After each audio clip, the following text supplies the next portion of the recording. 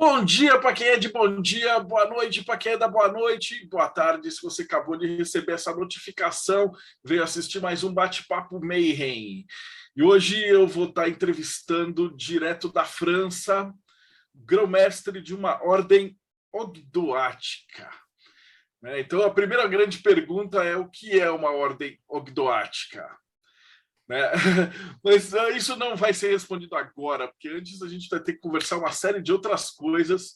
Mas, primeiramente de tudo, seja muito bem-vindo, Raul Moreira, grão-mestre da Societas Lucis Vivente. Como que você está, irmão? Tudo bem, Marcelo? Muito obrigado. Obrigado pelo convite e obrigado também à presença de todos aqui que participam nesse episódio.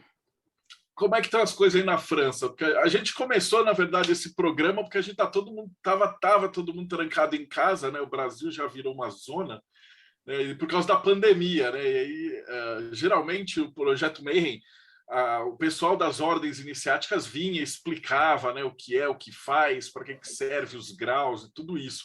E aí a gente acabou ficando em casa e aí surgiu esse projeto, né? Então eu queria também agradecer muito, né, o Aloísio, o Ivan, que fizeram essa ponte para a gente conseguir te entrevistar, né? E como é que estão as coisas aí na França nessa pandemia? A França não tá diferente na questão da quantidade, logicamente, mas a questão de vagas, né? Tá na quarta vaga e a boa notícia é que tá caindo, mas aí vamos ver se esperamos que não haja outra onda né, dessa infecção aí, desse vírus que está gerando essa epidemia que é triste, né? Bom, a primeira pergunta para a gente começar agora, já, assim, antigamente a gente já era um bate-papo e tal, mas agora a gente já está conseguindo colocar ordem na casa, né? Graças aí ao Bruno, ao Rodrigo e tal, e a gente já meio que organizou as perguntas, né? Então a primeira pergunta é da jornada pessoal do convidado, né? Então eu queria saber como é que você começou, né? De onde que você entrou no cultismo, começou a estudar, como é que era para estudar dentro de uma ordem? Como é que você chegou na Lucis Viventes? E como que era estudar esse negócio antes de internet e tal? Então, como que foi a tua jornada? A minha jornada, ela começou, vamos dizer, o gatilho da busca espiritual ocorreu em torno de 1996, aos 17 anos de idade, em que eu comecei a ter experiências espontâneas de projeção, né, da consciência. E, de certa forma, uma certa ausência na presença, uma certa bilocação, vamos dizer assim, porém, era uma coisa que, para mim, não tinha o menor sentido, não tinha a menor compreensão, então, eu passei a buscar respostas, esse foi o grande gatilho. E, a partir daí, fiz parte de várias organizações iniciáticas, né, no Brasil, cheguei a liderar e coordenar a nível nacional algumas organizações. O percurso me levou a fundar uma editora que, na época, ela estava ativa, chama Editora Ágora Hermética.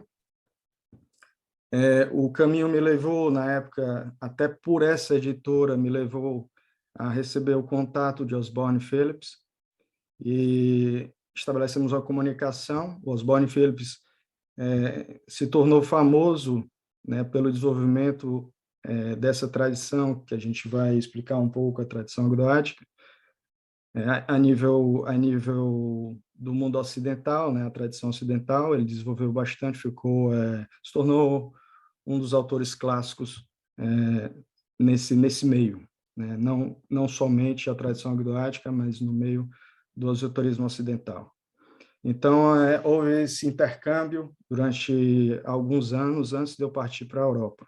O motivo foi principalmente a questão de uma carreira profissional, mestrado, doutorado na Europa, e foi nessa época, em torno de 2014, foi o ano que eu parti, e 2015 foi o ano em que eu recebi o convite dele, a proposta de haver um encontro na Bélgica, né, em 2015, que foi nesse momento em que ele realizou uma consagração de sucessão e me transmitiu um objeto consagrado, que era a tessera mãe da tradição agnoática, que foi usada por ele próprio e Melita Denning, que era a companheira dele na época desenvolvendo esse projeto da tradição agnoática. E a partir daí foi que se desenvolveu a fundação realmente das Sociedades Lúcidas Viventes, que a gente vai explicar a manifestação dessa tradição. E foi através da Constituição, da divulgação, a partir de 2016. Então, foi dessa forma que se desenrolou, de uma maneira bem breve, toda essa história de como é que eu entrei em contato no sentido de me tornar um grande mestre. E isso fez com que, depois de alguns anos de relação com Osborne Phillips, ele também me convidou para ocupar uma das posições de um conselho, que é um conselho de 3 membros, que é a Societas Rotae Fulgentes. Isso, a gente não vai abordar essa sociedade por questão de viabilidade, também ficaria muito longo, mas essa sociedade, ela realmente é a sociedade mais antiga da tradição agnoática e é a sociedade que, vamos dizer assim, é o núcleo que preserva os arquivos da tradição, né? São os herdeiros dos arquivos da tradição, só que é uma sociedade que é constituída por apenas 3 membros. É uma tríade, porque o intuito dela não é colocar em prática os trabalhos.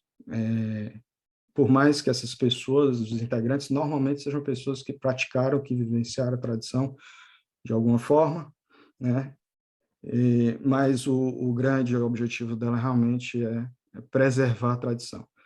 E seja um dos membros, como é o caso agora, excepcionalmente, ou seja, um outro membro delegado, um outro membro que eu digo, outra pessoa que é consagrada e que vai desenvolver uma tradição agnoática, que faz o trabalho realmente operativo, o trabalho prático.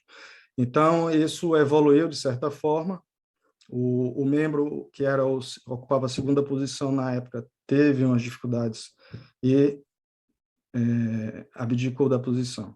E isso fez com que eu passasse a posição de segundo, né? Então, existe uma nova pessoa que ocupa a terceira posição, nós elegemos, e assim, essa posição ela é vitalícia ou até o momento que a pessoa se retire, né? Então, esse é o contexto principal de como se desenrolou, de maneira breve, até porque eu quero fazer a parte da comunicação, aproveitar o máximo tempo possível para fazer a comunicação do que é a Sociedades Lúcidas Viventes. E, de certa forma, eu sei que existe essa associação, né, do grão-mestre, aquele que representa a tradição, mas eu sempre evito fazer uma identificação da tradição a nível pessoal, aquela personalidade. Eu faço um trabalho com todos os integrantes, no sentido realmente de que haja uma identificação a nível de egrégora. Então, o grão-mestre ele vai ser a pessoa que vai zelar por essa egrégora, né? E eu tenho uma responsabilidade ainda maior por ser membro também da Rotae Fulgentes, que é vamos dizer assim, um prédio mais sólido e principal da tradição agnoática, que nunca apareceu em público, até recentemente, com o meu envolvimento com as Sociedades Lúcidas Viventes. E como eu sempre tive esse chamado não só pela tradição agnoática, mas pela questão de fazer um trabalho, de certa forma, editorial, como eu não vivo disso, o que eu resolvi fazer foi que atualmente eu tenho uma editora, mas graças à evolução da tecnologia, eu consigo fazer individualmente e divulgar esses trabalhos, principalmente através da Amazon, né? Então, nós temos uma editora que é a Domus Lúcidas Viventes, porque realmente, a partir daí, eu decidi me dedicar às obras que vão veicular os conteúdos da tradição agnoática especialmente da Sociedade da Luz Vivente. Então, esse é o contexto básico da minha presença na tradição e o meu trabalho de representar essa tradição. Bom, A gente maravilha. se você quiser, a gente pode passar para a parte de apresentação da sociedade, aí vai ter uma rica quantidade de informações para a gente discutir. O pessoal já está perguntando assim, como é que faz para entrar? Calma, gente. A gente vai começar, ele vai explicar tudo. Mas a primeira pergunta que acho que é, principalmente da galera que chegou agora e leu o texto, fala assim, o que é Ogdoática, né?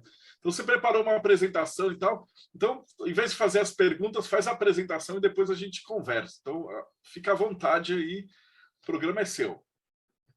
Ok, muito obrigado, Marcelo. Eu vou compartilhar aqui, então.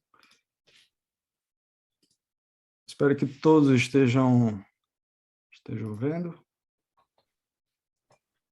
E aí a gente tem um dos símbolos que é utilizado na sociedade, um dos símbolos, e essa questão do termo ogdoático, logicamente, como o Marcelo bem sublinhou e todos estão perguntando, realmente é uma das coisas principais. Esse termo foi cunhado principalmente pelas obras de Osborne Phillips e Melita Denning, né? Osborne Phillips, acho que é importante dizer, ele se tornou o patrono honorário da Societas Lúcis Viventes, né? Foi um convite que eu fiz na época com os membros que estavam numa posição de fundação, vamos dizer assim, mas principalmente uma iniciativa minha e dos membros da época de homenagear Osborne Phillips ainda em vida, por todo o trabalho, por toda a dedicação, porque não foi nada fácil conseguir um certo envolvimento do Osborne Phillips a nível prático. O que é que eu quero dizer a nível prático? Um patrono honorário, ele é uma pessoa que vai ser um conselheiro, vai ser um amigo, vai ser um irmão,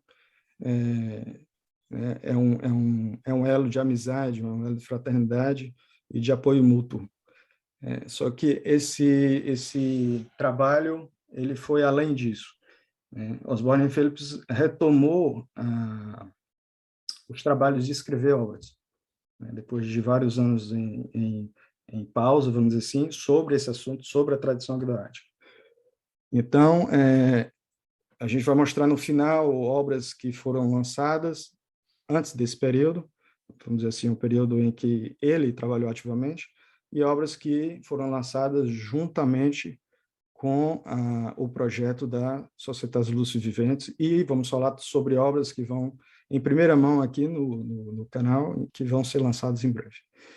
O termo, como eu dizia, o termo ogdoádico, ele foi cunhado nessa época, Osborne Phillips, Melita Denning.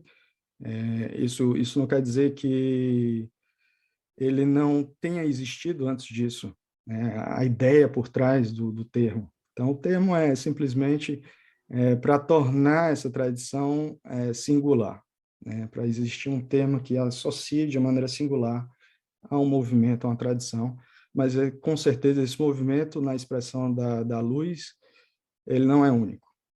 Então, esse termo ogdoático ele remete ao número 8, e esse número 8 é tradicionalmente associado simbolicamente à regeneração. E a gente vai ver que regeneração é um dos termos principais, é um dos objetivos principais, o ideal do trabalho da grande obra nas Societas Lúcis Viventes.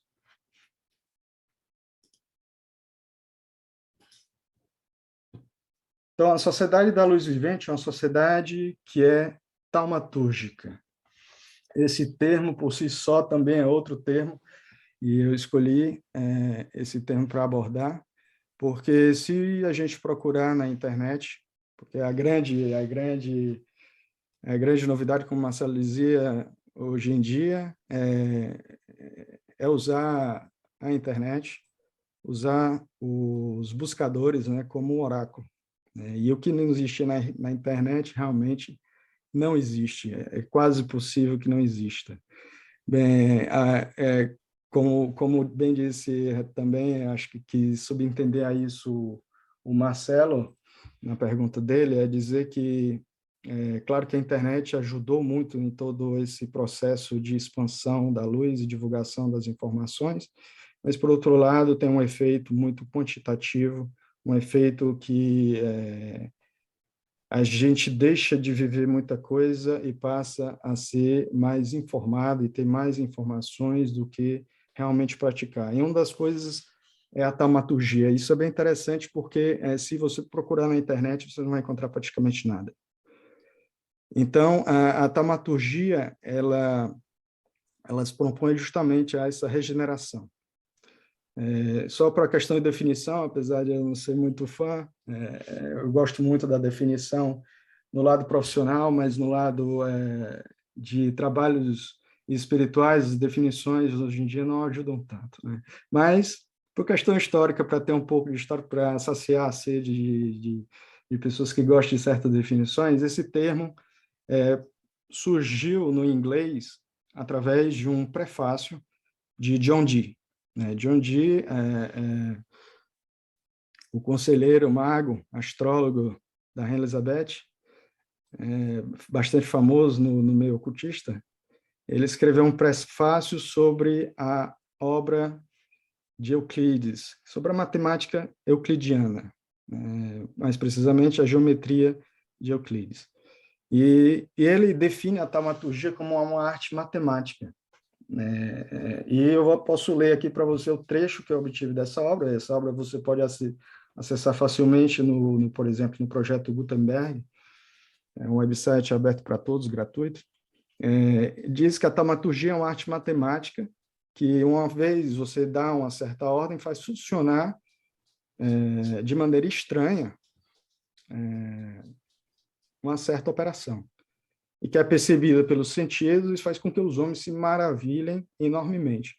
Então, a partir daí, teve essa associação da taumaturgia, em termos de definição, com algo que provoca maravilhas. Logicamente, a taumaturgia não existiu a partir de John Dee, ela existia bem antes. Isso é a única menção que nós temos desse termo, porém, é um termo mais associado com santos, com pessoas, muitas vezes que não são santos, reconhecidos por uma religião, mas que se tornam taumaturgos, que se tornam pessoas que são capazes de provocar milagres, são capazes de operar curas, e, mais uma vez, a gente tem aí a associação da taumaturgia com a regeneração.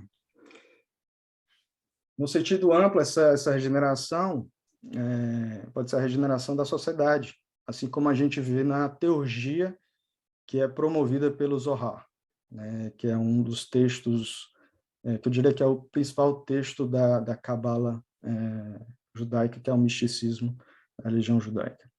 Então, eu vou comentar sobre isso um pouco mais adiante, mas, em termos amplos, a taumaturgia ela pode ser aplicada também em níveis mais simples, que seria a regeneração da psique humana, a regeneração do indivíduo rumo à regeneração da humanidade, à regeneração da sociedade.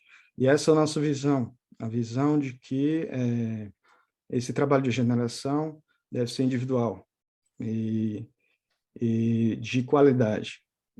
Então, a sociedade ela preza muito por essa individualidade da formação e de que forma que não tenhamos tantos membros, mas que sejamos membros de qualidade. Então, essa é a ideia. Está aberto para todos, mas nem todos são escolhidos em certos momentos para a gente operar e para trabalhar juntos, de maneira unida. Então, isso até mesmo porque existe um processo de desenvolvimento da sociedade e a gente tenta respeitar esse processo para que a gente garanta que esse projeto seja um projeto de grande êxito. Então, o grande êxito da gente não é pela quantidade, é realmente pela qualidade. E esse termo taumaturgia também é um termo que define automaticamente uma ênfase cristã. Então, como a sociedade tem uma ênfase cristã, vamos dizer, a taumaturgia é um selo. de reconhecimento também, além do termo ogdoático, além do termo da generação. Okay? Então, além disso, é um termo que eu prezo bastante por não ter muita definição. Mesmo as definições que não são tão boas, são definições, são poucas. Okay? Não é como uma questão da teurgia, né? A teurgia, ela é um termo bem mais difundido, é um termo bem mais que leva também a uma má interpretação, a má compreensão do que seja teurgia. Okay? Então, essa regeneração, como eu dizia, ela se opera na psique, e uma das manifestações de que essa consciência está evoluindo, está ganhando em qualidade, é através do selo da caridade. E aí, a caridade, ela, colocando em termos breves, ela é uma prática que ensina a se doar. E gostaria de aproveitar aqui para fazer um pouco de uma técnica que é bastante desenvolvida no meio ocultista na França, apesar de ser uma sociedade bem discreta nesse aspecto. No francês, a gente tem uma partícula partitiva, que é o on, que seria, quer dizer, uma parte de alguma coisa. E nós temos o verbo saigner, que é sangrar. E o verbo ensinar é o verbo enseigner, ou seja, é você dar uma parte do seu sangue, você se sacrificar para compartilhar o sangue que é seu com outras pessoas que, vamos dizer assim, são seus aprendizes. Então, esse entendimento de caridade é bastante interessante, porque a gente costuma associar a questão de caridade sempre com a questão financeira. Tem algum elemento financeiro envolvido e a gente também tenta, ao máximo, evitar essa questão da associação financeira com o processo espiritual. Não que não sejam coisas que a gente deva separar totalmente, mas é bastante importante associar a questão da caridade com coisas mais elevadas. Então, aqui a gente vê o pelicano, que inclusive é o símbolo no cristianismo justamente da caridade. E a ciência da caridade escorre até o pé da cruz. Então, essa associação do sangue, que seria o resultado de um processo, de uma transformação. A gente sabe muito bem que o sangue ele porta o oxigênio, porta os nutrientes, ou seja, todo aquele processo de aprendizado do adepto, que levou anos, ou seja, tem uma questão alquímica, né? As cores, a gente vai ver rapidamente, você vê aí em destaque o preto, que muitas vezes é associado ao azul celestial, você vê o branco e você vê o vermelho. Então, isso leva até a compreensão da codificação alquímica, né, de um processo de transformação, de maturação do adepto, e que, quando ele chega à maturidade, ele é capaz de colaborar no processo de outras pessoas que venham atrás dele, que venham a se aproximar dele, e que ele queira se sacrificar por eles, que queira auxiliar. Então, esse processo de caridade seria um amor racional. Isso também é um dos ideais da sociedade, trabalhar em torno do amor, mas de maneira racional. E a gente trabalha muito no amor pelo conhecimento, para atingir o conhecimento do amor. Todo esse trabalho, ele é desenvolvido e define realmente a grande obra da tradição agdoática, e o foco realmente, a base, é o trabalho na psique humana. E essas fotos são minhas, são fotos que eu tirei presencialmente. A gente vê aí à esquerda, esse é uma obra que fica no Jardim de Bobola, em Florença. E à direita também é em Florença, que é no começo do movimento renascentista, é um artista chamado Fra Angélico, e você vê aí um membro da Ordem Dominicana, porque ele era um membro da Ordem Dominicana, e você vê a estrela de 8 pontas vermelha acima da cabeça. Então, existe toda uma associação simbólica aí com... E ele está ao pé da cruz, e aí, mais uma vez, associando a ideia do sangue que escorre do topo da cabeça do Cristo, né, que tem a coroa de espinhos, que faz com que esse sangue, ou seja, através de um sacrifício, esse sangue escorre e vai chegar até os pés, né? Então, a gente vê aí uma simbologia do Monte Gólgota, né, que, mais uma vez, remete à cabeça, ou seja, você da cabeça aos pés, e realmente toda essa simbologia de morte e renascimento do processo alquímico. Então, ou seja, é bastante rico, e, mais uma vez, a gente pode associar isso com toda a parte de codificação de um conhecimento iniciático esotérico que, a princípio, não é visível. E, a princípio, se a gente tiver, por exemplo, se a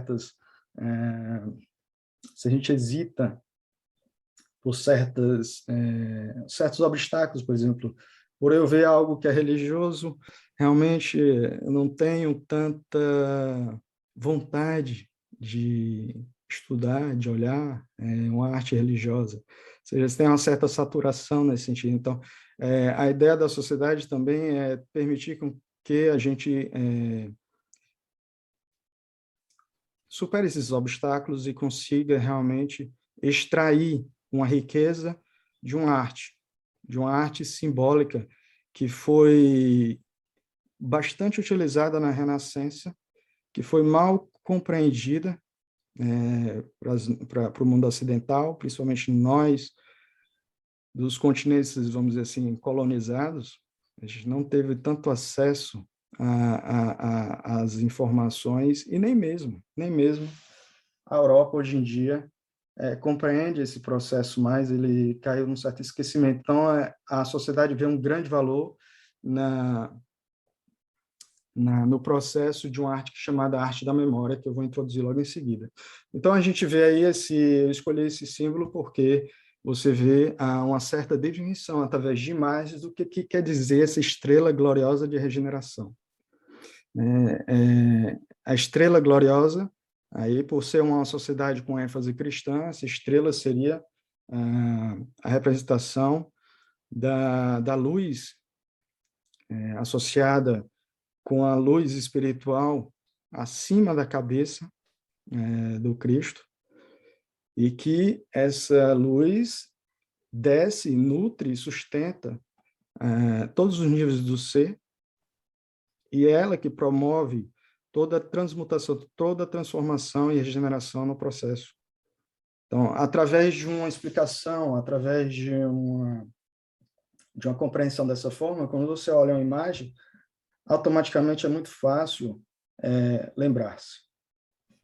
Então, essa ideia da arte da memória, que é uma arte que tentou-se se restituir através do meio acadêmico, mas é graças, inclusive, ao trabalho de pessoas como Francis Yates, que nós conseguimos acessar certas nuances, certas informações. Só que ela começou a fazer esse trabalho, não teve tempo de concluir. Outras pessoas levaram isso no meio acadêmico, mas, como você sabe, o meio acadêmico ele se preocupa mais com a história, o que é natural. A parte operativa é outra coisa.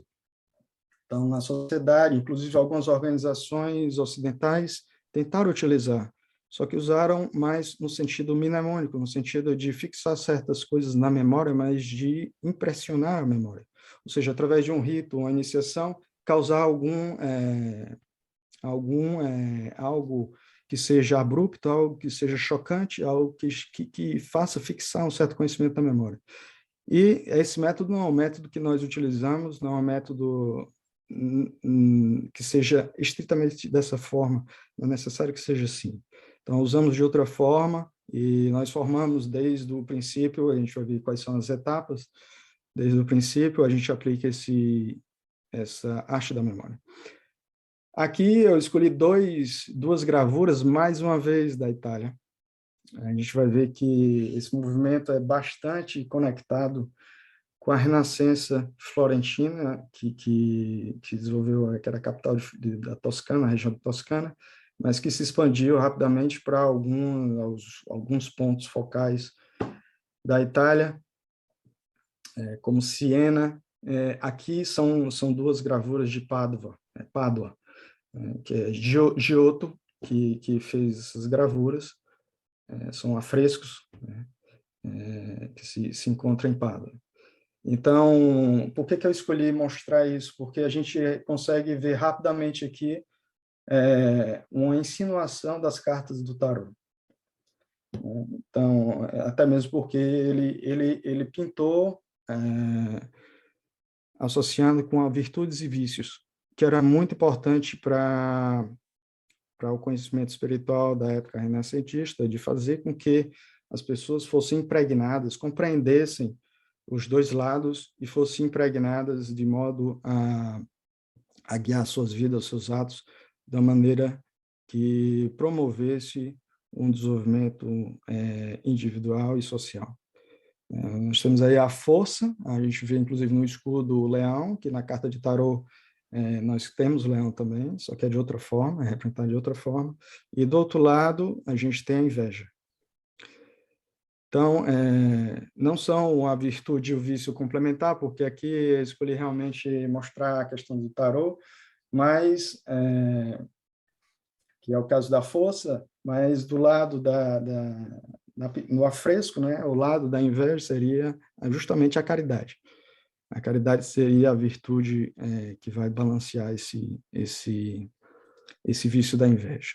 Então, a arte da memória é uma linguagem não verbal, que vai servir muito da linguagem simbólica, dos símbolos, e que se caracteriza por ter um lugar na memória, para você desenvolver o potencial de haver um lugar para memorizar o conhecimento.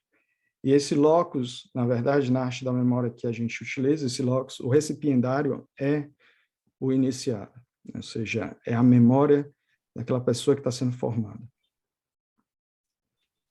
Agora, uma grande coisa bastante importante é que costuma ocorrer em muitos movimentos da tradição ocidental, infelizmente, é que o símbolo ele toma preponderância em relação à realidade espiritual. E acontece que, por falta de certa compreensão do processo, faz com que o aprendiz ele vá cultuar o símbolo, ele vá nutrir o símbolo. E esse não é o objetivo, né? Então, até mesmo porque, por exemplo,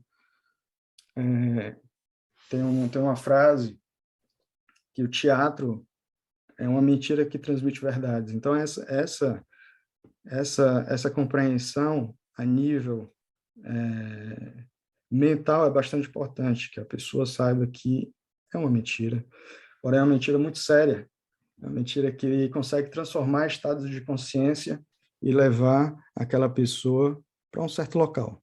E esse local é um estado de consciência, né?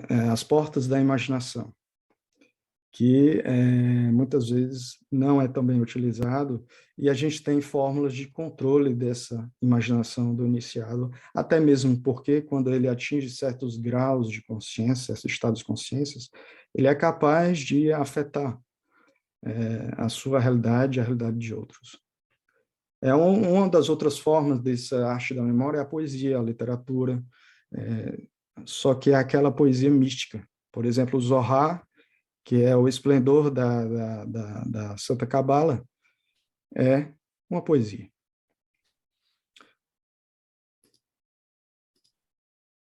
Então, continuando nessa expressão da arte da memória, a gente pode ficar impressionado em descobrir que essa arte da memória ela está um pouco em todas as ramificações, vamos dizer assim, de instrumentos da tradição ocidental, e muitas vezes não é percebido de maneira consciente.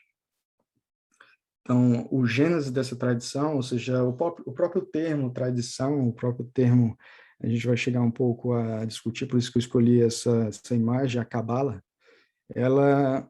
ela significa justamente receber, ou seja, mais uma vez a questão do recipiente onde você vai colocar alguma coisa, né? A própria astrologia também, ela trabalha muito através de locais, ou seja, a casa, né, onde um planeta, que também é em certo nível, você vai ter níveis de locais, né? Uma certa hierarquia, onde você vai colocar o conhecimento ou a informação. Então, a árvore aqui, essa árvore é de Robert Flood, que, não sei se muitos conhecem, foi cristão, né? Então, em inglês foi cristão, que se dedicou à tradição ocidental e que trabalhou consciente dessa mentalidade da arte da memória de maneira operativa, de maneira prática.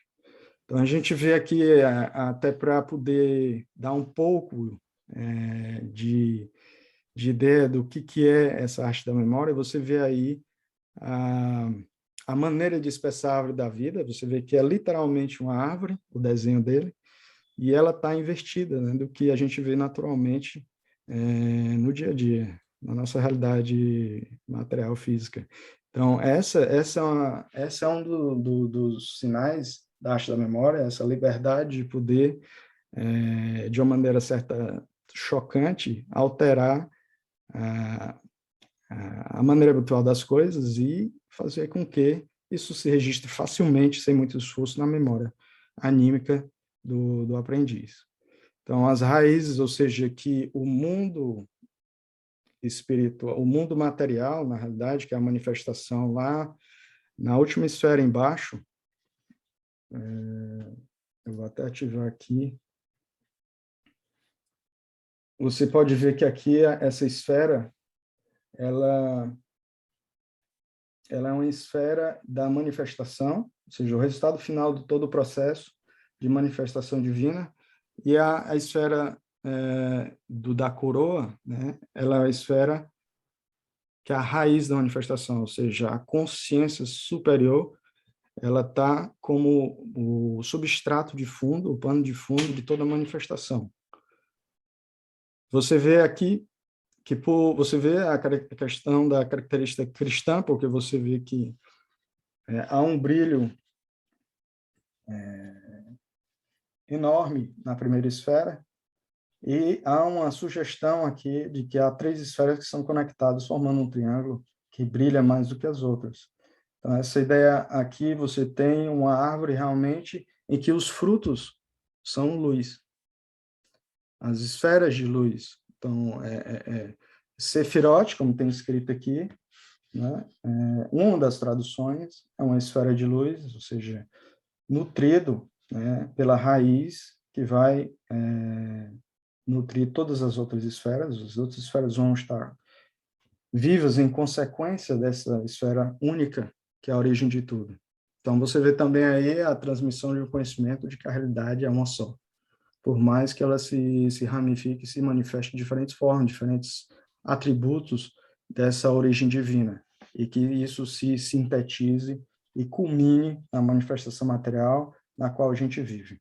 Logicamente, essa daqui é um pouco elevado, um pouco acima do que a gente vive, mas vamos dizer que é a que a gente vive. Ou seja, essa manifestação, em cada esfera você tem os nomes divinos de cada esfera, você tem um nome também, aqui você pode até notar que tem Pai, Filho e Espírito Santo. Você vê mais uma vez a questão da ênfase cristã de Robert Flood, né? Ou seja, e aqui na síntese você tem a copa da árvore, em que você tem a expressão das 10 esferas que estão aqui, dos 10 frutos, mas de outra forma. Isso é através de potências.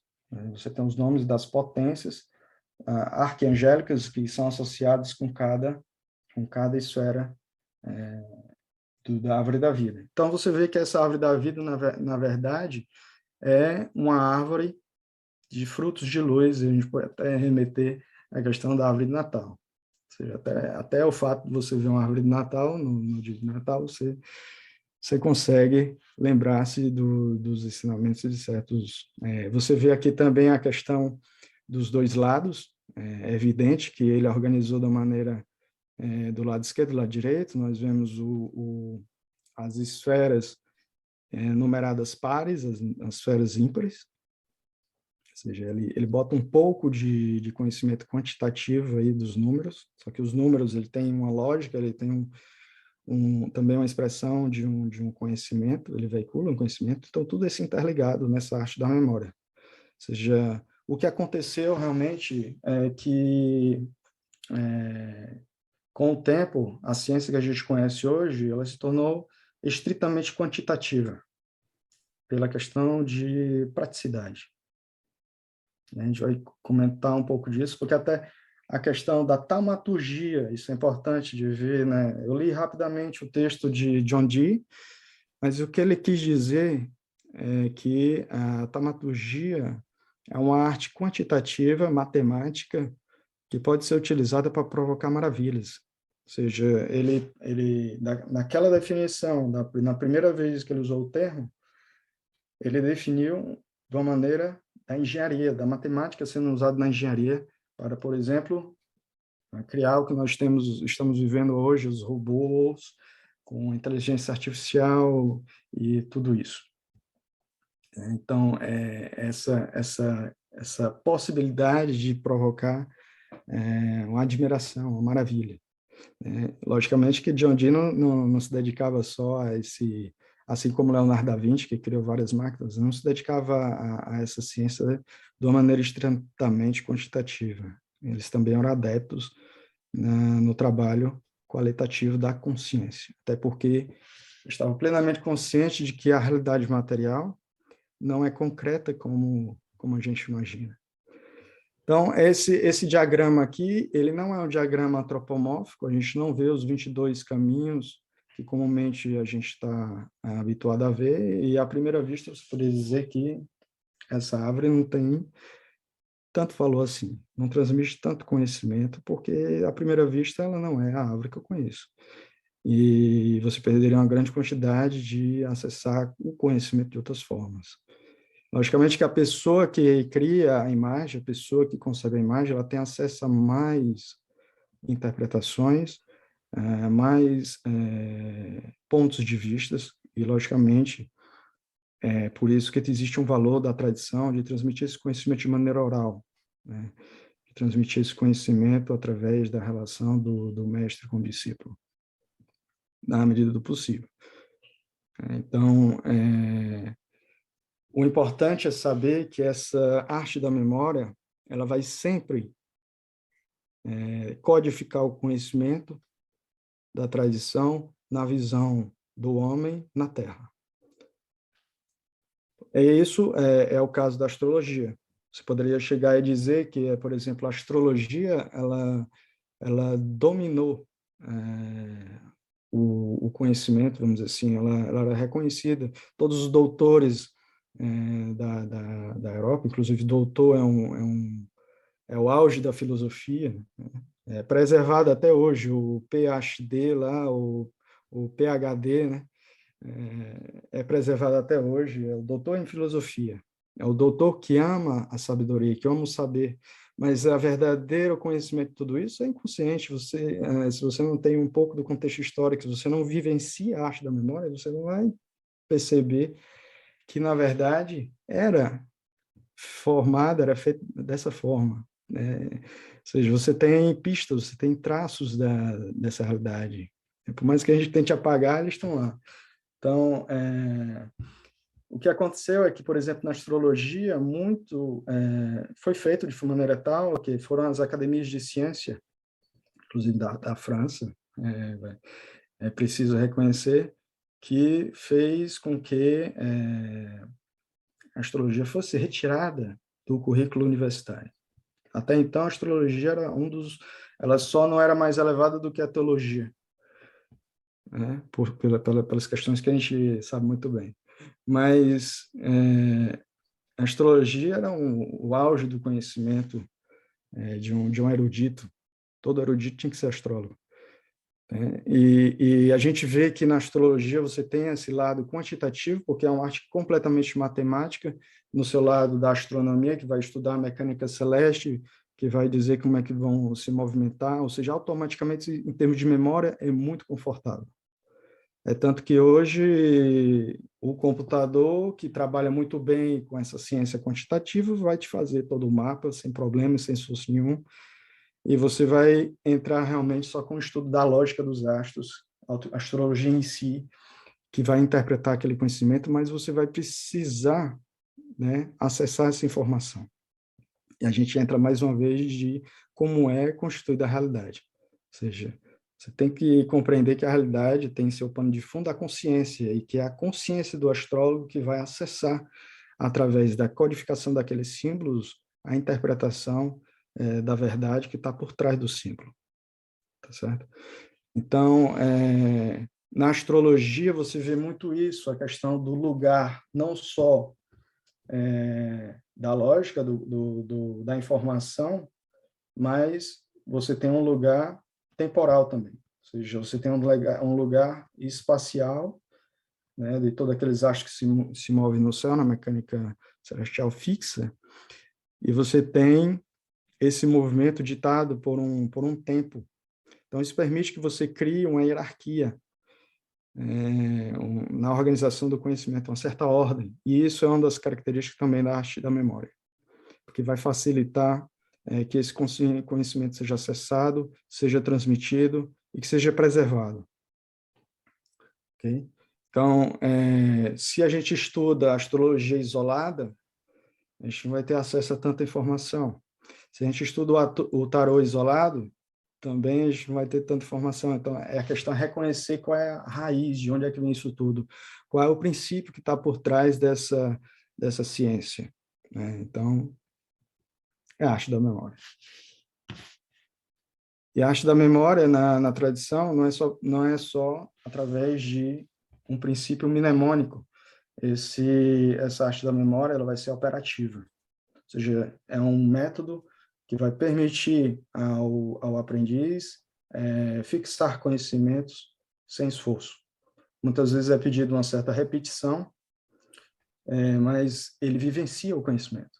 E é por isso que é muito mais fácil aprender e começar a treinar até acessos a certos potenciais da psique humana, que não é um mero resultado da manifestação física do cérebro, do corpo, reações químicas. Pelo contrário, isso tudo é resultado, são apenas símbolos. É como se você tivesse um painel de informações que vai te auxiliar em termos de como consciência que vai navegar na realidade. Então, todas as informações que vêm através dos 5 sentidos, essas informações são como se fosse um painel de bordo, para que a nossa experiência seja guiada de uma maneira interessante. Só que a alma, o nível anímico, ela também tem essas percepções, esses 5 sentidos, vamos dizer assim. Só que eles são naturalmente dormentes, são naturalmente não tão desenvolvidos na grande maioria. Claro que há exceções, mas há exceções no sistema. Então, nesse processo, a primeira etapa na sociedade, quando a gente se apresenta ao público, é convidar a todas as pessoas interessadas a se formar através do Pronaus. Esse Pronaus ele tem uma característica de promover a dinâmica da estrela gloriosa. Ou seja, o que quer dizer isso? É promover a dinâmica da egrégora, da nossa tradição. Ou seja, da sociedade da luz vivente, especificamente falando. Aqui a gente vê, mais uma vez, eu vou sempre colocar símbolos e imagens, vocês vão ver que eu gosto muito mais de símbolos do que de textos. Mais uma vez, não é porque é bonito ou porque vai ilustrar, não só isso, mas é porque é útil também. Então, aqui eu escolhi porque, primeira coisa, é feminino, uma figura feminina, que está sendo coroada e que está em epifania, você vê os olhos, está em êxtase, ou seja, ela alcançou um estado glorioso. Nós vemos o dourado, nós vemos o preto, o vermelho, ou seja, você vê uma evolução na manifestação, e mais uma vez você vê as estrelas que coroam a cabeça, são estrelas de 8 pontas. Mais uma vez a questão da estrela, da algodoada se manifestando na arte italiana. Essa imagem também é minha, de minhas peregrinações pela Europa, e ela foi tirada essa foto em Siena. E Siena, depois de Florença, foi um dos lugares na Itália que mais desenvolveu essa arte renascentista, que, mais uma vez, não é uma mera arte do que é belo, simplesmente. É uma arte que vai permitir uma imersão, uma compreensão, uma codificação de conhecimentos. Então, a sociedade, ela começa pelo pronaos. Esse pronaos realmente é um processo que a pessoa, o candidato, se ele passa pelo processo de 4 etapas, na terceira etapa ele vai ter a possibilidade de vivenciar, ter o gosto justamente dessa epifania, dessa glória. Se ele fizer tudo como a gente orienta, ele tem umas grandes chances de ter um gostinho do que é isso, e de provar a energia da egrégora. Então, é um intercâmbio que é inspirado no método de Marcílio Ficino, que é um dos guardiões da tradição agnostica, da sociedade especificamente. Nós temos 8 guardiões externos. Ele é um dos guardiões, um dos maiores filósofos do movimento renascentista florentino, que passou uma boa parte de sua vida em Fiesole. Eu tive lá. Fiesole é um lugar maravilhoso. E a casa onde ele trabalhou ainda está lá. Ou seja, se um dia a pessoa quiser ir lá visitar, ainda está acessível. O proprietário abriu para que a pessoa consiga peregrinar um pouco dentro desse ambiente onde ele trabalhou, onde ele se isolou para fazer uma obra que foi o magnum opus dele, que foi a Teologia Platônica. Um volume, são 3 volumes bastante largos, em que ele tenta conciliar as antigas tradições com a revelação cristã. E, logicamente, para isso ele utiliza Platão.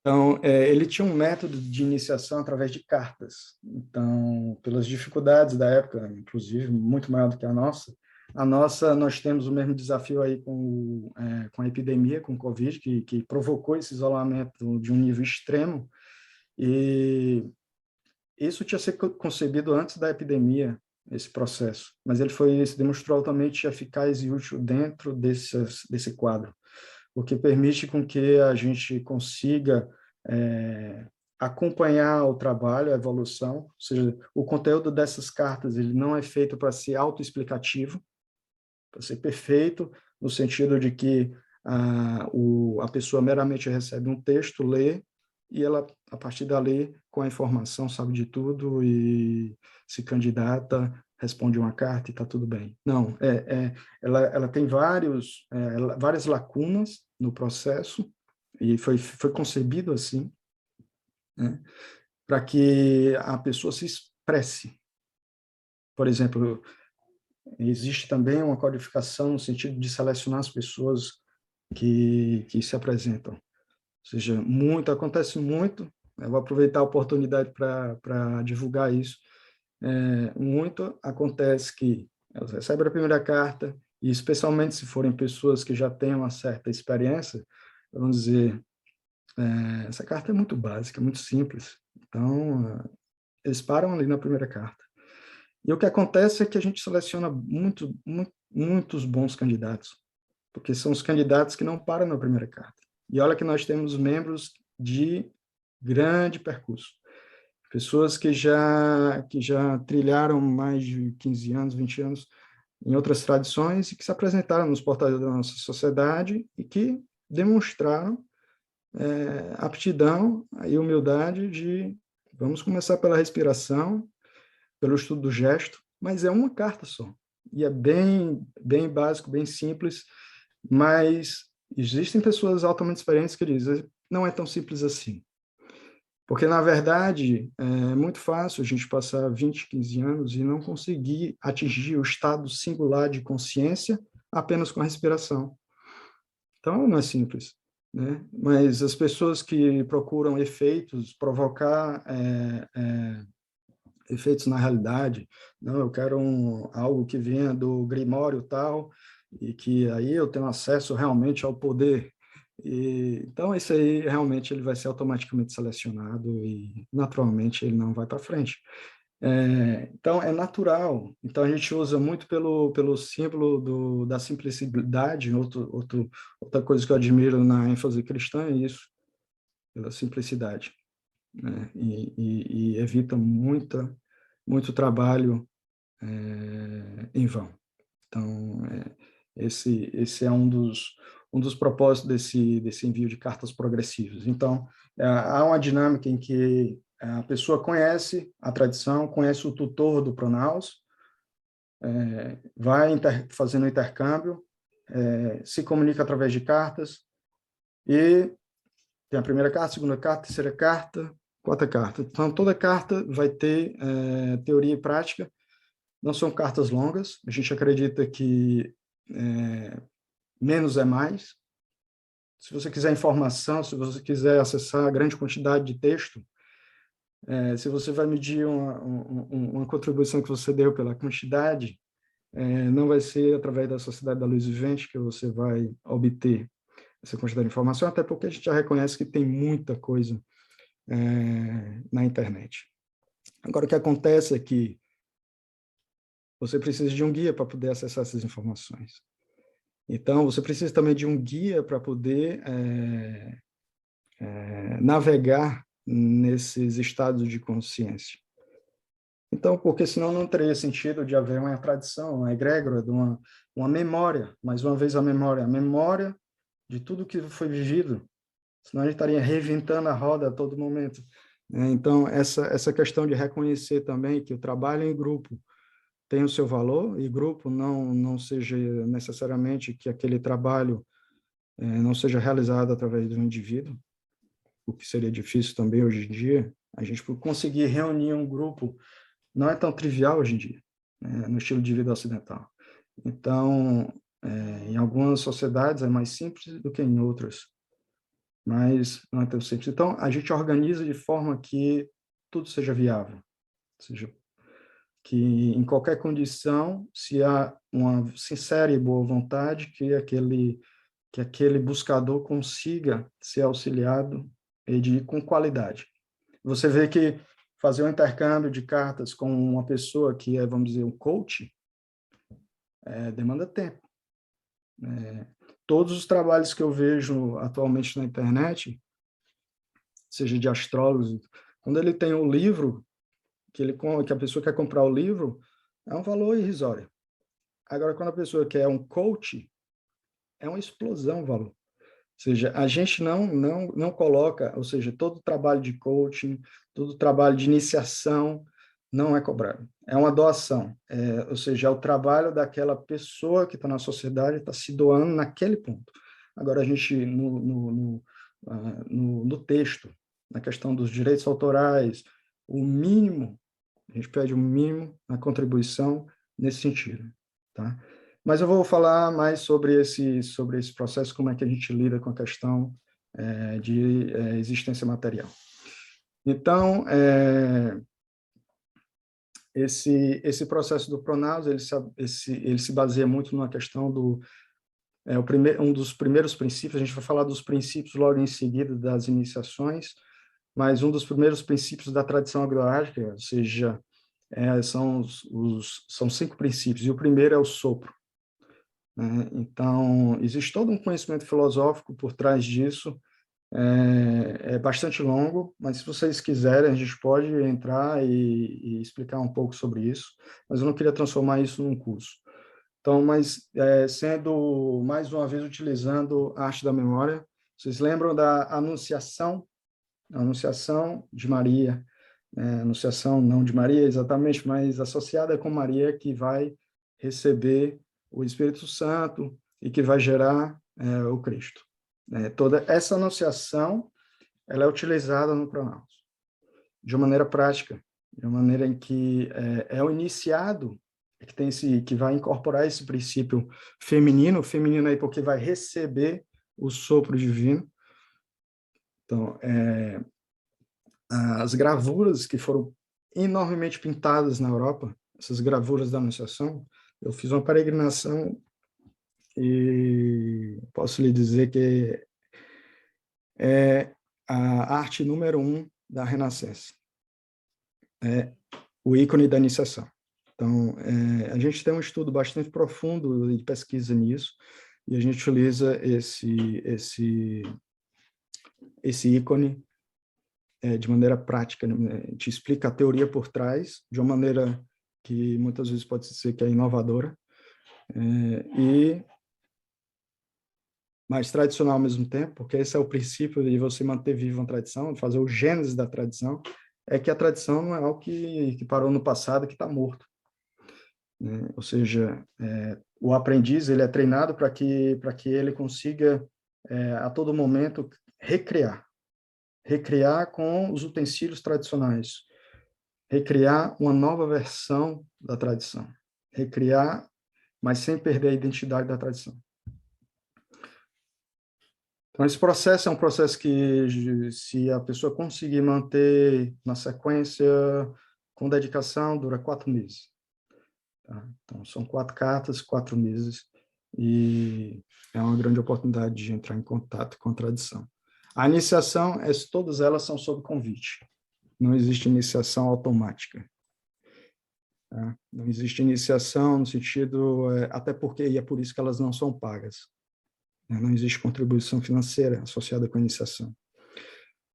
E principalmente a primeira, porque a primeira iniciação é uma dádiva, mas é sobre convite. A pessoa termina o Pronaus, ela pode ter concluído o Pronaus, ela contribuiu, essa é a única, antes da iniciação, é a única coisa que a gente estabelece um valor de contribuição. Na iniciação, ela termina o processo de Pronaus, ela vai ser iniciada, ela é convidada para ser iniciada. No final do Pronaus está prevista uma entrevista. Se tudo se passa bem nessa entrevista, ela pode ser convidada para a iniciação. A iniciação do primeiro grau é uma dádiva, porque é uma indução, uma impulsão. A pessoa é introduzida nos 5 princípios da casa do sacrifício, né? Mais uma vez, a questão do sacrifício, já expliquei de certa forma o que é isso, e a casa. A casa,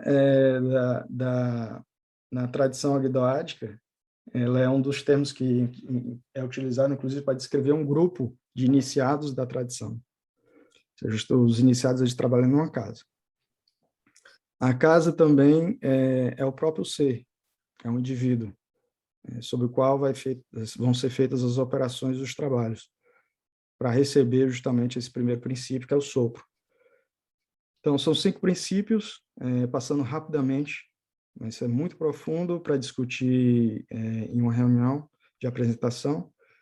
Seria o princípio do sopro, para quem já é acostumado com a mística da Cabala, seria o Ruach. Nós temos o princípio seguinte, o princípio do corpo, que é o princípio associado com o Nefesh, seria o corpo, traduzindo até para as pessoas que não conhecem, né, a Cabala ainda. O Nefesh seria o corpo astral, né, em tradução grosseira. O Nefesh seria o astral, ou o corpo emocional. Ruah seria o corpo mental, né? Ou seja, é por isso que é o primeiro princípio que é dado, é o princípio do sopro, e a gente conhece muito bem que o sopro é utilizado em vários movimentos tradicionais, né? Inclusive como gesto de iniciação, ou seja, é um sopro na cabeça ou nos lábios do iniciado para transmitir a energia divina, essa energia do verbo, a dinâmica da iniciação, de consagração.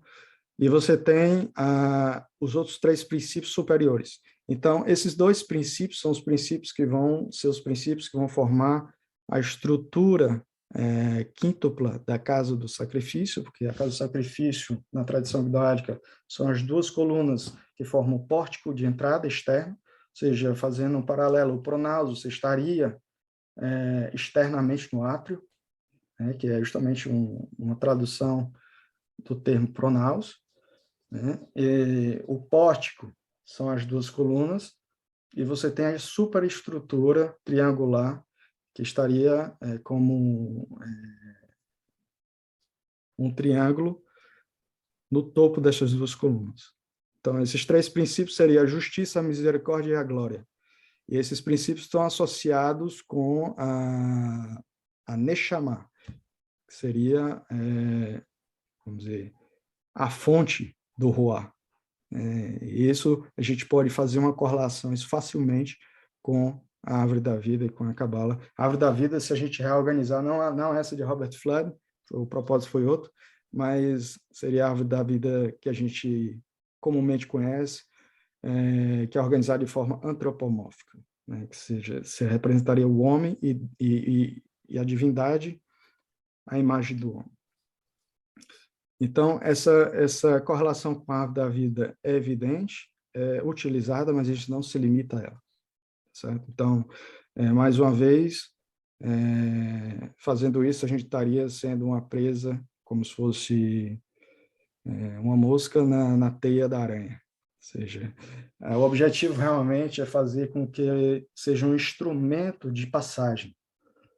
É como se você tem um rio e você está a uma borda do rio, você quer atravessar para outra, você usa a canoa, seria a mesma coisa de pegar a canoa e sair com ela na cabeça em todo o seu percurso, o resto do percurso, e você não tem a mínima necessidade de carregar, porque você já atravessou, tá certo? Então, mas é muito comum haver esse apego, principalmente as pessoas que têm muita dificuldade, que os termos são muito difíceis, que não têm uma base para entender aquilo de uma maneira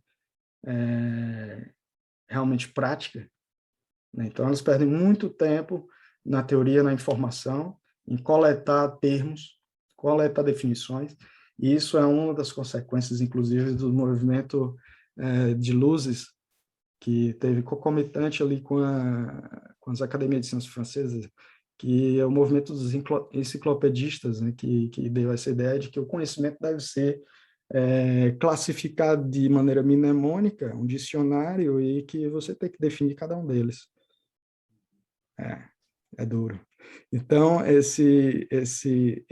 mas é duro, mas veja só, isso definiu todo o estilo de vida que a gente tem na sociedade ocidental, né? E que bloqueia realmente o acesso do indivíduo a algo melhor, algo maior, algo mais simples, mais leve. Então, você pode realmente acessar algo de qualidade com menos. Essa é o intuito da nossa tradição. Então, a gente vê aí que, só para falar um pouco mais sobre essa simbologia que é bela, do sopro divino, o sopro divino se sacrifica na forma humana, né? E facilmente a gente pode até fazer um jogo de palavras, e realmente essa ideia do Cristo, e que se sacrifica na forma humana, mas o sentido não é literal, o sentido não é histórico, o sentido verdadeiro ele está além do símbolo, né? Então, a ideia realmente, quando a gente diz recriar a tradição, reviver a tradição, é você, eu, todos nós, como indivíduos humanos, vivenciar o divino, incorporar o divino, manifestar o divino na sociedade. Inclusive, essa é a base de toda a teologia do Zohar, né? O Zohar, ele não trabalha com a cabala prática, vamos dizer assim, com a operação de invocação de nomes divinos, ele vai estudar realmente o que é que significa aquele atributo, porque o intuito deles não é criar ídolos, criar um culto a símbolos, tá certo? Então, é simplesmente isso. Mas, logicamente, como muitas vezes a gente tem um conhecimento superficial, a gente só diz ídolo de maneira pejorativa, e não é porque é proibido, é porque realmente isso, para a grande massa, para a grande maioria, vamos dizer assim, veja isso no argumento de alguém que é responsável por uma comunidade, que é responsável por uma religião, que aquela grande massa de pessoas não consegue compreender o que está sendo transmitido. Então, ele vai colocar isso de maneira literal, né? É melhor isso do que nada. mas muitas vezes para a nossa situação atual, que a gente já está mais avançado em termos de acesso à informação e tudo mais, não é tão interessante, né? O sentido literário, a gente já sabe que já provocou muitas tragédias e catástrofes na história da humanidade. Bem, só para falar um pouco aí desse desenho, que não é um simples desenho, mais uma vez é um afresco de Giotto, também de Pádua, uma foto minha, tive lá, bati. Essas cores, tive a sorte, essas cores são altamente vivas porque eu tive a sorte de pegar depois de um trabalho enorme de recuperação.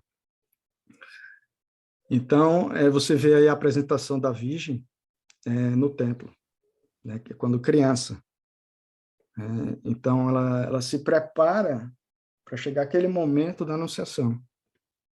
A gente não tem muito acesso a conteúdos da história, nem precisa tê-la realmente, mas existe uma preparação.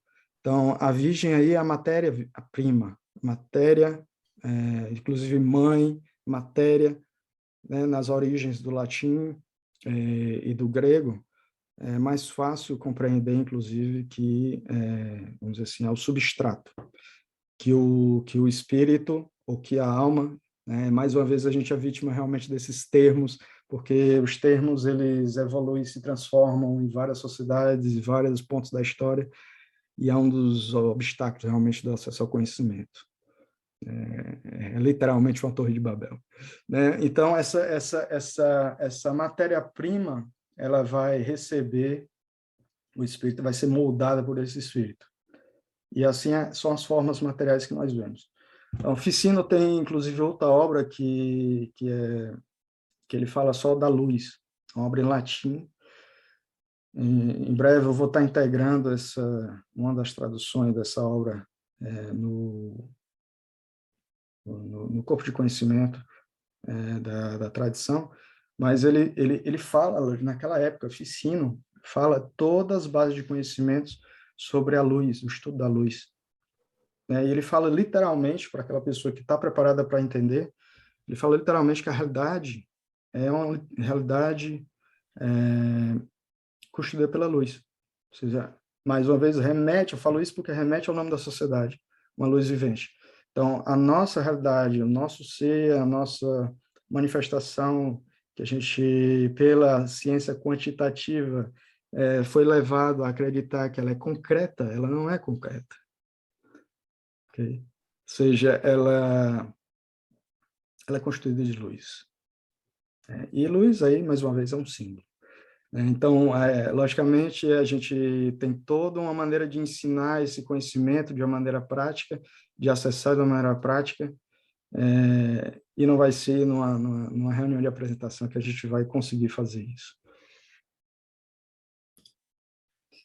Então, da iniciação, a gente passa para os graus iniciáticos, aí vamos entrar realmente em algo realmente de apresentação. Tá? Então, o primeiro grau é o grau de postulante, e a gente vai atrair a atenção para entender que realmente por que se chama assim. Então, tem um grau, qual é o estado que aquele aprendiz está no percurso. Ele é aprendiz do início ao fim, nunca deixa de ser, né, como eu. Então, o título é o título de detentor da pentada, porque ele é iniciado nos 5 princípios da casa do sacrifício. Ou seja, um processo de indução, essa pessoa ela tem ainda a possibilidade de não se integrar à sociedade, porque a integração realmente é no 2º grau em diante. Ou seja, o trabalho de conexão do iniciado à egrégora é a partir do 2º grau. Então, é a partir daí que ele se torna membro societário, e em termos práticos é a partir daí que a gente propõe, a gente avisa, desde a entrevista do Pronaus, a gente diz, olha, no 2º grau, se você chegar até lá, para você não ter surpresas, não se dedicar, porque 4 meses tudo bem, mas você se dedicar e depois achar que foi enganado. E não lhe avisaram, né, no sentido, no 2º grau ele se torna membro societário, ou seja, uma pessoa que realmente já entendeu todo o processo, a gente identifica ele como um neófito e que a gente convida para a iniciação do segundo grau, ele vai se tornar um membro societário, ele vai contribuir, inclusive a nível material, com a sociedade. Mas, se a pessoa, em algum momento da vida, tem alguma dificuldade, ela tem toda a liberdade de chegar e dizer, olha, estou passando por alguma situação, não vou poder contribuir societariamente, a gente não vai expulsar essa pessoa, tá certo? Porque ele se torna membro da sociedade, irmão, e a gente vai ter claro que quando ele atinge esse ponto, ele vai ter, naturalmente, pela seleção, um entendimento de colaboração fraternal, ele vai se tornar membro de uma família espiritual. Então, existe uma ajuda mútua, e é essa a ideia. Então, no primeiro grau de prostelante, ele ainda está externo, ou seja, isso é bom para os dois, para a sociedade e para a pessoa, porque não existe um engajamento daquela pessoa, ela tem toda a liberdade de simplesmente receber o primeiro grau e seguir outro caminho, seguir outra coisa, não existe nenhum problema. Tá? Então, ela vai ser iniciada nesses 5 princípios, a iniciação toda vai ser sobre esses 5 princípios e vai receber uma grande impulsão. Muitas vezes aquela pessoa precisa daquela impulsão para encontrar o verdadeiro caminho dela, que não é necessariamente na sociedade da luz vivente. Tá? Então, no segundo grau, é um membro societário, ele é conectado à egrégora, ou seja, é um rito de conexão profundo. Existe todo um processo de banimento de todas as influências negativas nos 7 níveis do ser. A gente trabalha nas esferas celestiais, por isso ele é chamado ministro do arco celestial. E a partir daí ele vai trabalhar no desenvolvimento de todas as potencialidades da psique, de sua psique, desenvolvimento de todos os potenciais da consciência. Ou seja, o que é que a gente está falando aí? Falando em termos práticos, por exemplo, projeção da consciência, percepção remota, e muito caminho, a gente é comum a conhecer a visão remota, né? Mas a visão é um dos 5 sentidos anímicos que a gente pode ter numa projeção, numa percepção remota. Só para citar alguns, só para não ficar também muito sem exemplos práticos, né?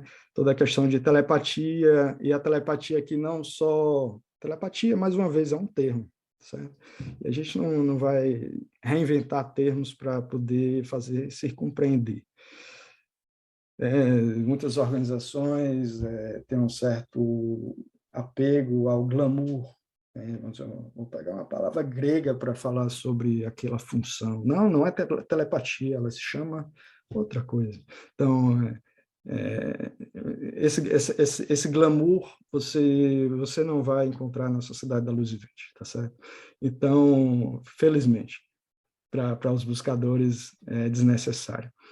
Então, essa comunicação, só para dar exemplo, ela pode ser com as consciências que estão aqui, nesse momento, e nesse momento, nesse local espacial e temporal, vamos dizer assim, que fazem parte da nossa história atual. Pode ser pessoas da história do passado, né, que a gente gosta de chamar de mortos. Então, comunicação sem problema algum.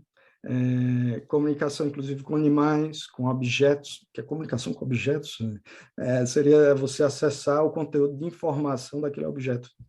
Então, seria um grau em que você já está sendo introduzido à compreensão de que a realidade é uma realidade de informação. Né? Então, fica bem mais simples de introduzir todas essas definições, acessar informações do passado, as informações do presente, que não está tão presente, que está distante de você. A mais desafiadora é realmente acessar do futuro. Porque, por mais que haja o destino, existe realmente o livre-arbítrio. Essa é uma visão da sociedade, é um modelo da realidade, né, que a gente trabalha, certo? Existem outras versões e outras visões de ver como se desenrola essa questão do destino versus livre-arbítrio. A questão de cura seria, vamos dizer assim, tudo isso está introduzido na questão da taumaturgia, a meu ver, certo? Questão de cura, ou seja, a taumaturgia não seria só a cura, né? A questão de cocriação, é quando você realmente está no caminho, mas está no caminho de se tornar um amigo de Deus, vamos dizer assim. E você, por estar conectado à egrégora, tem um auxílio realmente da egrégora, esse é o grande diferencial. Porque você ter acesso a todos esses potenciais individualmente é possível? É possível. Existem pessoas que têm tudo isso, ou algumas dessas características desde nascença, tem, mas é bem raro e excepcional. E muitas vezes precisam trabalhar de alguma forma para equilibrar. Então, a questão da egrégora, ela entra justamente para auxiliar nesse processo, para facilitar, tornar mais suave. Contar com os outros iniciados, que nesse momento passam a se chamar companheiros, companheiros da casa, né, que vão se auxiliar mutuamente como uma família espiritual. Uma das coisas que, para fazer uso ao termo taumaturgia, uma das coisas que a gente usa também é sons, né? E sons não é só a pronunciação de palavras e tudo mais, mas também certas tecnologias que usam o som, né? A taumaturgia aí como tecnologia, como engenharia, mas sons que conseguem acelerar todo esse processo para pessoas que têm a dificuldade maior.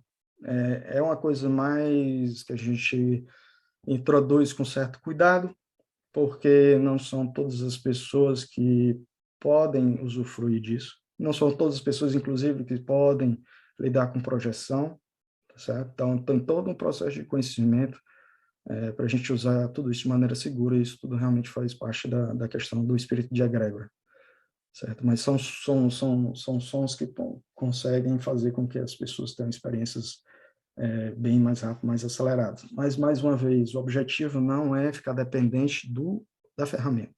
O objetivo é facilitar e ajudar a manter o estado para que a pessoa tenha essas experiências e ela se torne convicta pela experiência, pela vivência da existência e da interpretação da realidade daquela forma.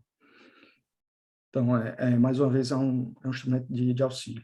E quando a gente vai aumentando os graus, os ritos vão diminuindo, porque o objetivo final é você fazer menos ritual. O objetivo final é você realmente não precisar de rito algum para nada.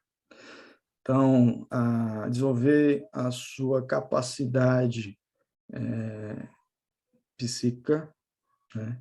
Não apenas psíquica, mas inclusive em outros níveis, de conseguir atingir todos os resultados que a gente começa a apresentar em termos superficial, mas com a mera intenção, com a vontade.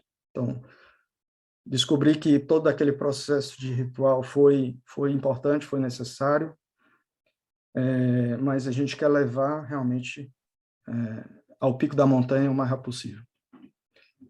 Tá? E eu disse possível, nem sempre é possível. Então, o terceiro grau será o grau realmente que ele se torna professo.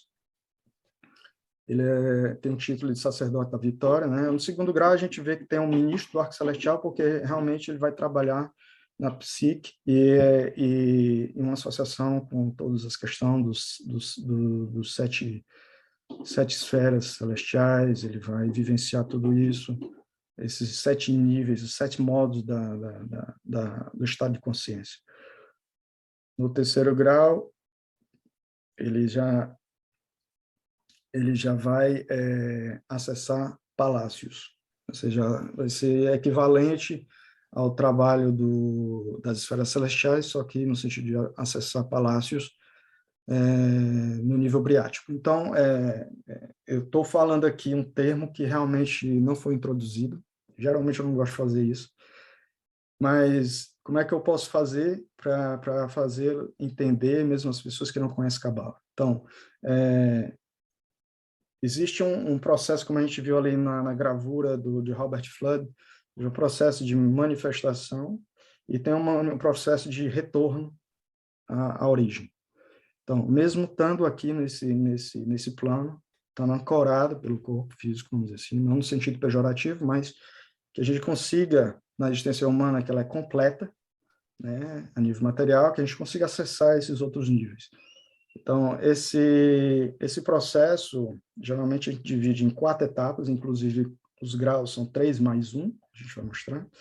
Então, existe 4 níveis de manifestação, vamos dizer, se seria em termos, traduzindo, divina ou espiritual, a mental ou racional, a emocional ou astral e a física. Então, não tem como haver saltos, são interfaces que devem ser respeitadas. Então, esse processo de operação ele é respeitado nos graus também. Então, a cada grau, a gente vai acessando uns níveis de realidade, todo aquele contexto, mas em outro nível. Ou seja, o primeiro grau seria o mais físico, eles vão trabalhar todos os aspectos do corpo, os 4 elementos, fazendo uma associação aí com a arte da memória, seria, vamos dizer assim, associado com a Terra, com o Malkuth. O segundo grau seria com a Lua, indo pelo caminho do meio, subindo na árvore da vida, ou Yesod, e o terceiro grau seria Tiferet, ou Sol, ou seja, e com toda a riqueza de simbologia expressa, seja pelos termos da astrologia ou pelos termos da Cabala, ou até mesmo se a gente quiser usar os termos da alquimia, né, com cores, que é o preto, o branco e o vermelho, também a gente tem a possibilidade de transmitir essas informações. Certo? Ou seja, é um projeto de transformação que vai haver uma maturação da psique daquela pessoa para alcançar certos potenciais. Então, o primeiro grau realmente vai trabalhar com as 5 portas do reino, 5 sentidos, a nível elementar, depois a nível astral, psique, e depois a nível mental ou racional, no terceiro grau. Seria um trabalho mais místico, né? Mas ainda não é os graus místicos da Estela Gloriosa. Ou seja, em seguida, nós teríamos uma ratificação, que seria o grau de professo pleno, e que recebe o título de taumaturgo, e a gente volta novamente à questão do termo da taumaturgia. Então, seria um rito da conexão misteriosa. E os graus avançados seriam os graus místicos, que seriam os graus da Estela Gloriosa. Bem, fazendo uma relação, mais uma vez, com a árvore da vida, ou com a astrologia, ou com a cabala, vamos pode dizer que o professo pleno ele trabalha na Ogdoada, ou seja, seria aqueles níveis da existência supracelestiais, que está acima das 7 esferas celestiais. Nos termos da cabala, no caminho do meio, a gente poderia associar com Da'at, que é a esfera oculta, a esfera realmente da gnose, vamos dizer assim, de unir o conhecimento com o entendimento. E, se fosse nos termos da alquimia, seria a cor dourada. Então, nesse momento, o iniciado ele tem um elo direto com a estrela gloriosa. Esse passa a se chamar amigo de Deus, que é um taumaturgo. E a partir daí, ele é capaz de realizar certas maravilhas na medida da relação dele com Deus, com esse Deus, com essa consciência suprema. Bem, é por isso que eu escolhi, mais uma vez, uma gravura, aí, a estrela entrelaçada, como símbolo desse ideal. Dentro aí tem uma figura que dá a entender, uma silhueta, assim, não necessariamente, mas dá a entender Dante, né, o poeta. Bem, e nós temos o círculo dentro, né, ou seja, nós temos 3 gravuras que se unem para formar a imagem. É muito comum no símbolo do nosso ideal a gente ter um dos quadrados branco, um dos quadrados vermelho, que seria justamente o entrelaçamento do Sol e da Lua, ou seja, nos termos da astrologia e nos termos da alquimia.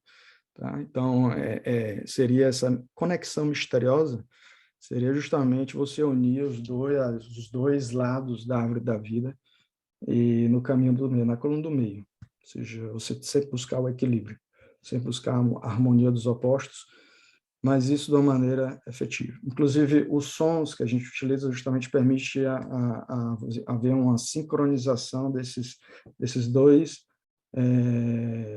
hemisférios, vamos dizer assim, hemisférios do espelho da consciência, que no caso é o cérebro, né? Ou seja, ele é um espelho da consciência.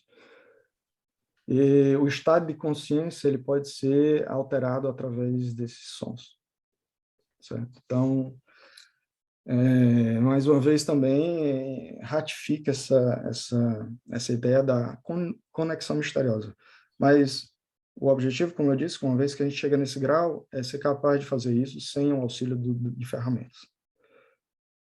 Os elevados graus místicos seriam os trabalhos que, se ele decidir ficar na sociedade, ele realiza, ele contribui, ele auxilia.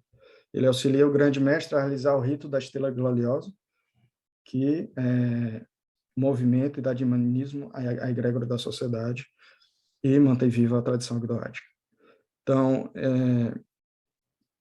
ele tem, eu digo isso porque ele tem a opção, isso talvez atraia muitas pessoas, ele tem a opção, quando ele atinge o grau de professo pleno, ele tem a opção de trabalhar sozinho, não necessariamente com um grupo, ou ele pode trabalhar com um grupo, ou pode fundar ele mesmo uma outra sociedade, uma outra ordem, como ele querer chamar, mas que seja ogdótica. Ou seja, ele vai ser o grão-mestre de uma outra manifestação da sociedade que saiu da sociedade da luz vivente. Então, ou seja, não tem aquela questão realmente de uma coisa... O grão-mestre ele não é a pessoa que vai ver os resultados da sua obra. Ele realmente ele faz aquele trabalho, mas os resultados realmente geralmente são depois, vão bem além do período de vida de um grão-mestre, certo? Só para a questão de informação, a sociedade, acho importante falar isso, porque, de qualquer forma, está no website, e eu não vi uma grande quantidade de buscadoras. E eu gostaria de falar que a Sociedade da Luz Vivente ela também tem a possibilidade de transmitir a Sucessão Apostólica Católica e Fatismo não romana, né? Em 3 graus, do diácono, padre e bispo, porém, ela não é dogmática e as mulheres são bem-vindas. Isso é bastante importante. Então, aqui eu concluo assim, as explicações sobre a apresentação da sociedade. O website da sociedade é lucesviventes.org. Esse é o e-mail direto, ou seja, é o nome da sociedade separado pela arroba, mais fácil de memorizar. Outra observação, por que o nome é em latim? Né? O objetivo aí é realmente facilitar que essas palavras representem a sociedade a nível mundial, mas a nossa ênfase realmente, por ser uma tradição ocidental, é alcançar o mundo ocidental. Pode ser que a gente alcance algumas expressões em alguns países orientais, isso pode acontecer. Até como eu fiquei impressionado que os livros que eu vou mostrar em seguida foram comprados no Japão. Mas eu fico me perguntando, até talvez com o Marcelo aí deva saber explicar, mas anime, mangá é bastante comum eles irem beber certos conhecimentos, né, nas tradições ocidentais para criar super animações, né, que é bastante interessante, bastante rico. Então, o objetivo do nome ser assim é de facilitar o reconhecimento de uma mesma tradição, da mesma sociedade, no mundo ocidental, sem precisar estar traduzindo o nome em cada língua, o que dificultaria o reconhecimento. Tá certo? É simplesmente por isso. Não é nenhum glamour pelo latim, até mesmo porque eu reconheço que é muito mais difícil e muitas vezes eu falo luz vivente e traduzo realmente o termo, Sociedade da Luz Vivente, no Brasil. Então, Aqui eu já vou além realmente da apresentação da sociedade, mas é ainda associado. Mas aí, Marcelo, eu quero saber o que é que você acha, se você quer que eu explique mais isso mais para o final, depois de algumas perguntas, interação, até mesmo. Não, pode explicar agora que está assim, que a pessoa falando, pô, é que a galera do YouTube está acostumada com vídeo de 20, 30. Mas, cara, se a pessoa não conseguiu ficar até essa explicação, ele não vai entrar na ordem. Aqui o Mayhem ele é diferente. Então, a maioria dos convidados que a gente tem aqui faz palestra de 1h30, 2, e uma coisa interessante é que a gente tem reparado que no YouTube a galera assiste o vídeo inteiro, que é uma coisa assim, o nosso canal basicamente ele é completamente diferente de tudo que é outro canal do YouTube. Que eu acho que a gente convida a galera que manja para falar dos assuntos profundos e o pessoal que está assistindo fica até o fim. Então Tá fica à certo. vontade. Eu acho que é melhor até colocar com a capa do livro e aí depois a gente Perfeito. conversa assim. As Tá perguntas certo. que eu ia fazer, você praticamente já respondeu durante a palestra. Então vai ser só uma Que ou outra bom. aqui. Tá certo. E as perguntas que o pessoal foi fazendo, você foi respondendo durante, né? Tá Então, ótimo. está muito tranquilo. Fica à vontade. É até legal porque a gente vê a capa do livro, né? Tá certo. Então, a primeira obra que eu quero mostrar aqui para vocês é a obra da Estrela Gloriosa. Então, esse livro, ele contém, nesse livro, todas as iniciações da Sociedade da Luz Vivente, e não todas as técnicas espirituais, mas as principais. Ok, então, o que quer dizer isso? Quer dizer que realmente nós não temos segredo. Em termos de iniciações, não há segredo algum. Até porque o segredo não está no texto da iniciação. Tá? Então, você tem muita informação que é veiculada, mas realmente é o ato da iniciação em si que faz o diferencial. E quanto a isso, gostaria de completar sobre a iniciação do primeiro grau. É uma iniciação que nós, justamente, inclusive pela epidemia, temos feito à distância. E como é que isso funciona? A gente envia um objeto consagrado, que é uma téssera temporária. Uma téssera, o que é uma téssera? É simplesmente um símbolo. Só que é um símbolo que foi consagrado e é enviado para a casa daquela pessoa. Então, no momento da iniciação, ela abre aquela correspondência, o símbolo, e ele é um ponto focal no tempo, no espaço, da presença da egrégora e da presença do iniciador. E ele vai fazer toda a iniciação e tem sido um êxito pleno até então. As iniciações de segundo grau, excepcionalmente, realmente por causa da epidemia, a gente tem realizado alguma iniciação de segundo grau dessa forma, mas idealmente seria excepcional, idealmente seria presencial. A única que é incontornável de ser presencial é terceiro grau, mas como é algo que realmente é para um fim de uma carreira na sociedade, não vejo algum problema em relação à epidemia. Ok? Essa obra, como diz aí, ela apresenta o contexto histórico, filosófico, os trajes, as iniciações, as consagrações, tudo está nesse livro.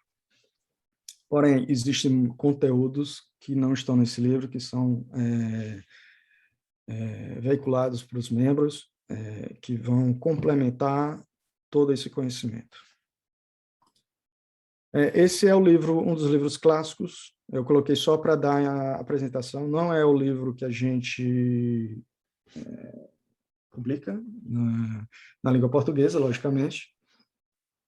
E em português o livro, ele foi reformatado em termos de coletânea e nós fizemos os 5 livros. Os 3 primeiros livros são um livro que remete ao título dessa obra original, A Espada e a Serpente, e os 2 últimos livros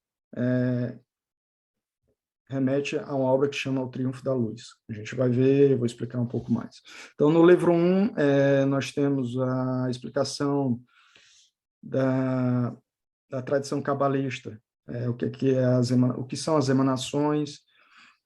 Você tem o Salmo 18, que é o Salmo da espada, né, porque a espada aí ela representa a manifestação e a serpente seria o caminho do retorno. Então, por isso que essa união da espada e da serpente, né? Mais uma vez a dualidade e a união essas duas expressões, certo? Inclusive o Salmo 18, ele é utilizado para a descida da árvore da vida, né? Então, isso é explicado nesse livro, que é bastante rico, é um clássico realmente da tradição agnoática, que é utilizado pela a Sociedade da Luz Vivente em termos externos, ou seja, para complementar, em termos teóricos, a gente indica essa coletânea em algumas etapas do avanço de estudo do buscador. Então, o livro 2, ele vai tratar dos nomes divinos, dos selos, dos anjos e arcanjos, dos espíritos olímpicos, as canções de louvor, que vão guiar o iniciado no caminho do retorno pelos caminhos da árvore da vida, e que justamente introduz a ideia do pathworking, né? Mas pathworking aqui não é da mesma maneira que a gente ainda encontra na internet, existem várias outras formas de pathworking que não é exatamente isso. Então, a gente introduz essa ideia da maneira clássica da tradição agnoática. No livro 3, seria realmente sobre a arte mágica, os espectros de cores, as marés de energia que são propícias para a realização de certas operações, e também você tem na integralidade o caminho 31 do pathworking, que eu venho de falar, que esse caminho liga a esfera de Malkuth e a Hod, que seria, em termos astrológicos, a esfera terrena dos 4 elementos equilibrados, com a esfera de Mercúrio. Então, todos esses livros estão disponíveis na KDP da Amazon, seja impresso, né? Mas aí para o Brasil ele vai vir dos Estados Unidos, né? Existe uma dificuldade aí algumas vezes pela questão do dólar, né? A gente tentou fazer de certa forma tornar viável, certo?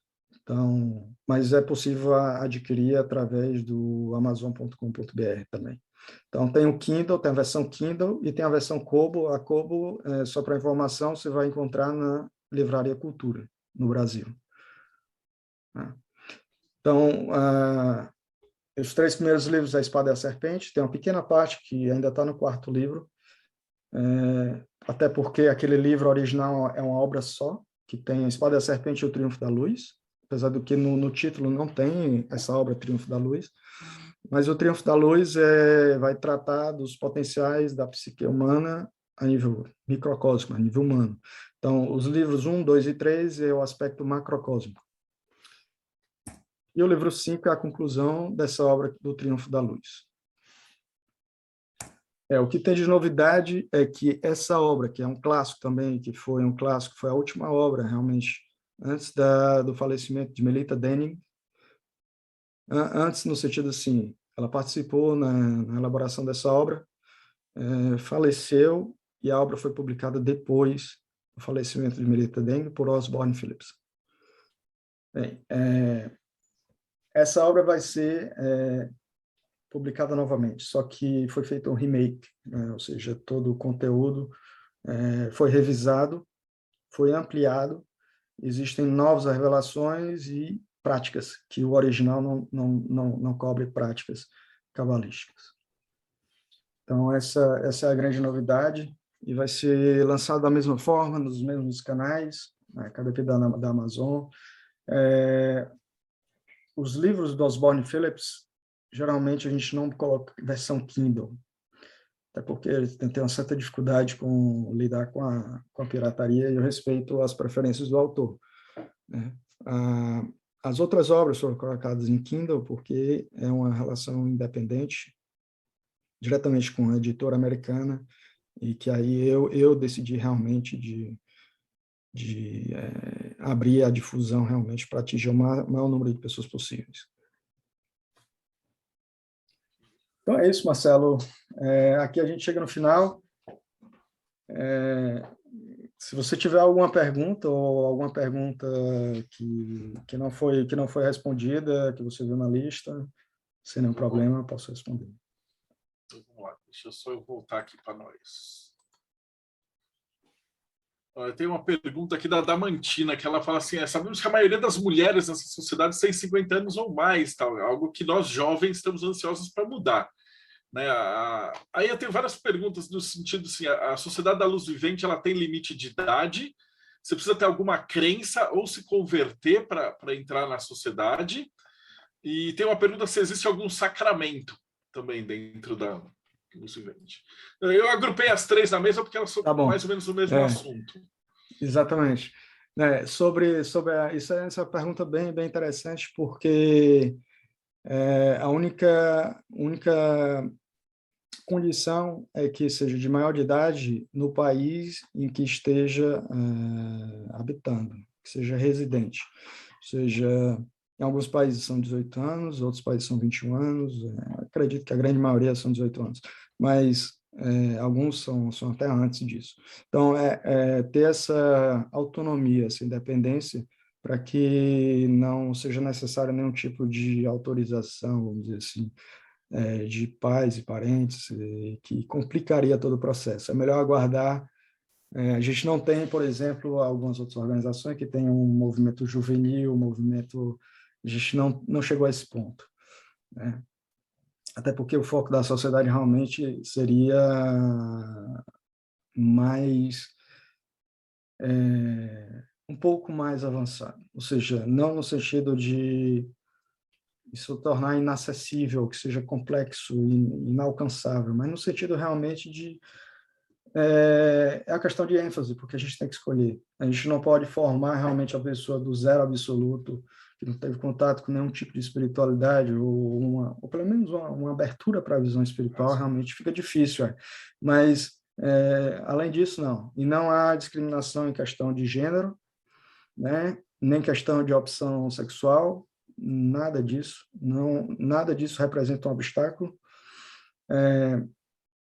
Não precisa se converter. O que realmente eu reconheço que é um certo desafio para a pessoa, à primeira vista, compreender que a gente aborda isso de uma maneira profundamente simbólica, né? Ou seja, eu reconheço que é difícil para uma pessoa de uma religião e que não seja tão apta a acatar ou a tolerar uma outra manifestação religiosa, de se integrar. Ou seja, existe realmente uma ênfase na simbologia cristã, judaico-cristã, é mais propício e mais fácil se a pessoa realmente conseguir se inspirar através vamos dizer assim, mitologia, né? dessa forma de ver a realidade, um modelo da realidade, essa cosmologia, vamos dizer assim. Então, mas não a sociedade em si, por isso que é separada a ideia da Hagia Sophia, é simplesmente uma coisa que a gente oferece, né? As pessoas interessadas, elas vão lá buscar, não é uma coisa que vai ser obrigatoriamente transmitida no primeiro ou segundo grau, você precisa receber a associação apostólica, não. Né? Você precisa se converter a uma religião cristã, não. Um ateu, ele pode trilhar esse caminho?